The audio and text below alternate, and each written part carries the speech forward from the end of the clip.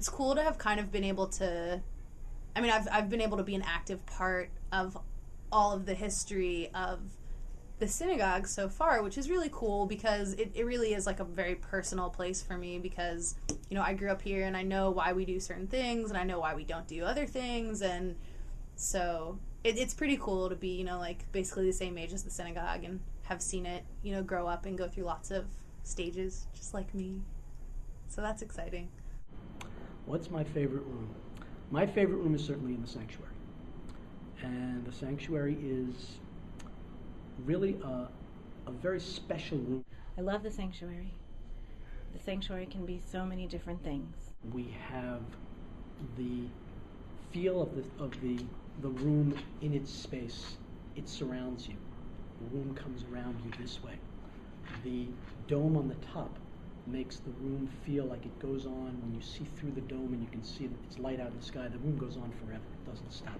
I kind of like being in the sanctuary when it's quiet, but I also like being there when there's a lot going on. I just like watching the shapes move and the light move in the room. And when we chose how we were doing the sanctuary, we did it on purpose to make sure that even if there were 2 people in the sanctuary, you could feel comfortable in the sanctuary. And so we built a sanctuary that could fit a congregation for Shabbat, but could expand at the push of a button when the walls would come up into the ceiling for the high holidays and for other events when we had 1,000 people. So we could use the building for small events and large events and not have to go anywhere else. I also love the rings of wisdom, that they kind of guide you. You know, we have these 3, in the sanctuary, we have these 3 layers, and we were just talking about this in our tefillah, in our prayer class. But we have these 3 layers about creation and love or Torah, and then redemption, or how. I like how they kind of guide you through the service and with these beautiful quotes about on each topic. That side of the dome, when you're standing on my part looking out, you can see Kol HaNeshama Tehallel. Let every living thing, let everything with a soul sing out to God. That's my favorite. The one that comes to mind is it says, V'ha'er enenu b'toratecha, which is from the prayers, meaning enlighten our eyes with your Torah. And I like that. That Torah should somehow make our eyes light up, make our eyes glow, like give us new life, make us more excited about life. What is your favorite memory at Oseh Shalom? Well, I had my bat mitzvah here, and so that's a good memory because it was my bat mitzvah. But also just in general, spending time, you know, like with friends in Hebrew school classes, because I went, you know, to Hebrew school here all through, and so just like being with my friends and getting to hang out with them and all the different teachers that I've had, you know, so those are all good memories for me. My Madrachim year was I was a Madrachim for 2 years. That was really fun because I got to be a Madrachim with my friend Molly. So that was really fun because we would get to hang out. So those were good memories. And I really liked the teacher who I was helping. And have you ever noticed that if you turn the lights off in the sanctuary and you look above the eternal light, it kind of glows with different colors and stuff? Yes, and that's deliberate. That's deliberate. That's part of the design of the building. There's a prism above the eternal light that does break the light into all its colors. And so that's something that was deliberate in the design. Being able to have that spectacular little light show above the Ner Tamid. I like that in the Torah, sometimes eternal light, we find this Ner Tamid, and we find a couple of places where the Torah has this word Ner Tamid. And in some places it seems like a single light, in some places it seems like more than one light, or in these different places where it's mentioned. And so when you look, I like that when you look at our Ner Tamid, our eternal light, from a distance it looks like one, but when you look closely, it's a bunch of different crystals coming out of it, almost like a menorah, almost like a multi-branched candelabra. And so that sort of reflects, that captures what we have in the Torah, that in some places it looks like a single light, in some places it looks like more than one. Oseh Shalom is now 18 years old, where those who come and parts of pure gold. His greatness will never be sold. The rabbi teaches things that were never told. Oseh Shalom, the one who makes peace.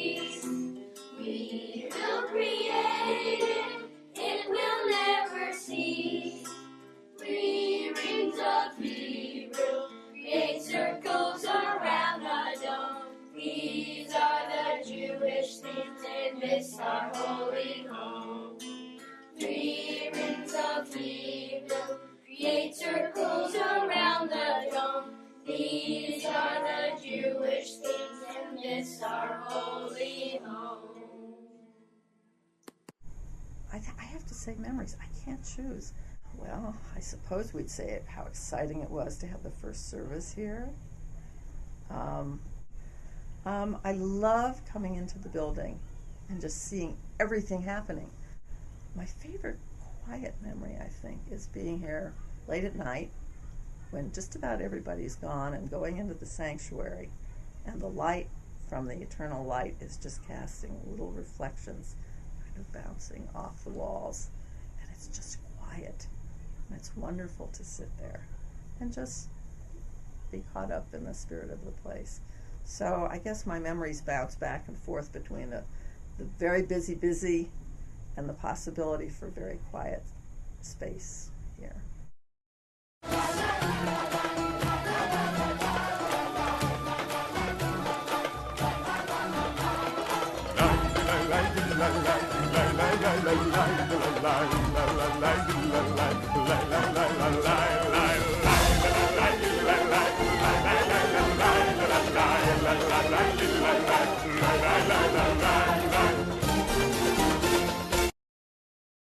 I remember there was an incident that happened early on that told me I was at the right place. Before I was actually hired, we were trying to work, the community had said they wanted to hire me. I said I wanted the job, but we were still trying to work out some details. So it wasn't absolute. It wasn't a done deal yet. We're still trying to work out some details. My in-laws, who live near my wife and I, they wanted to come to the synagogue at that point for an event, for a concert on a Saturday night. And they asked me about it. I said, yeah, you might go, but maybe don't tell them who you are, because I don't want the people in the community to think that I'm like trying to, that I'm crossing boundaries that I shouldn't be, you know, that I'm already entering the community when we haven't worked out all the details. I should probably keep some distance. So if you go to this concert, that's fine, just don't tell them that you're my in-laws. Don't tell them about the connection to me. So they went, they sat down, and in intermission, the person who they were sitting next to started asking them all kinds of questions because she was so friendly. And she said, oh, who are you? And they said, oh, well, we just moved here from San Francisco. And eventually they said, you know, that's funny. We're about to hire a new rabbi, and he has in-laws who just moved here from San Francisco. And they at that point it started becoming a little more difficult to not say who they were and what their connection to me was. And pretty soon the woman sitting next to them was inviting them over to their place for dinner. And at that point they felt like there's no way they can't tell them that they're the in-laws of this new rabbi they're about to hire. That would be dishonest. So they told them who they were, and these people were delighted to learn. But that told me something about how friendly people were. That I thought my in-laws could go in and just not say who they were, but that couldn't work at all. People here are much too friendly, so you can't really stay anonymous. And I like that about this community a lot.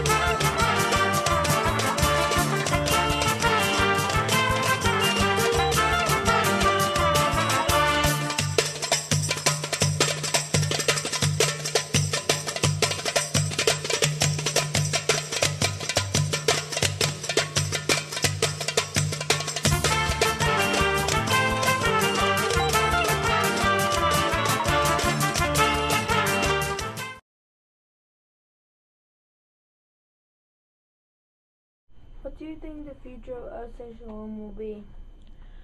I think Oseh Shalom has a long future because Oseh Shalom is such a special place, such a warm place, such a family-oriented place. I think it will continue to be an even more exciting, vibrant place with a lot going on.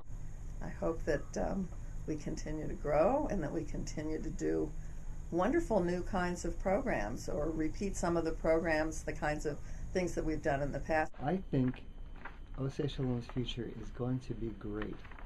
I think we're going to get more members. I think Rabbi Doug, Rabbi Heifetz, has been a wonderful rabbi at Oseh Shalom. He has a lot of energy. He has a lot of good ideas. I think Cantor Bernhardt will be our cantor for a long time to come. And I think that our future is really going to be good. I hope the congregation continues to grow.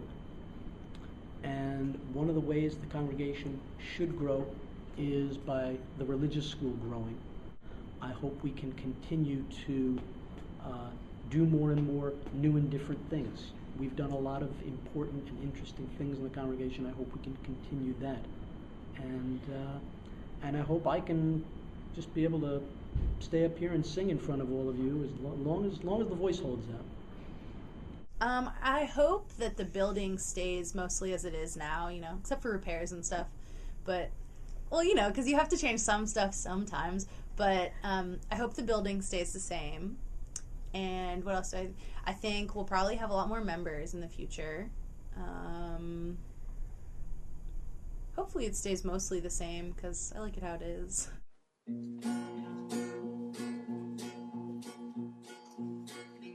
Oseh Shalom, Oseh Shalom, Oseh Shalom high. 18 years ago, our spirits lifted high.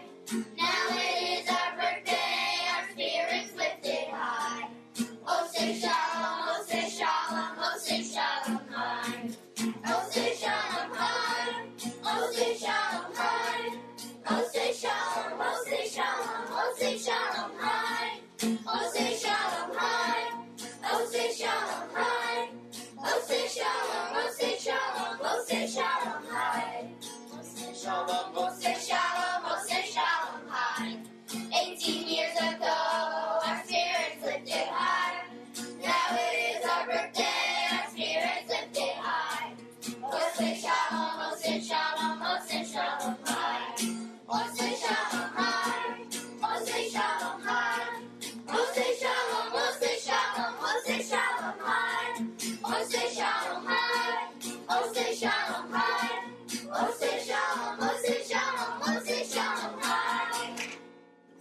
Every time I go to another synagogue, when I come back, I feel like I'm coming home, because no other synagogue is as special as Oseh Shalom is.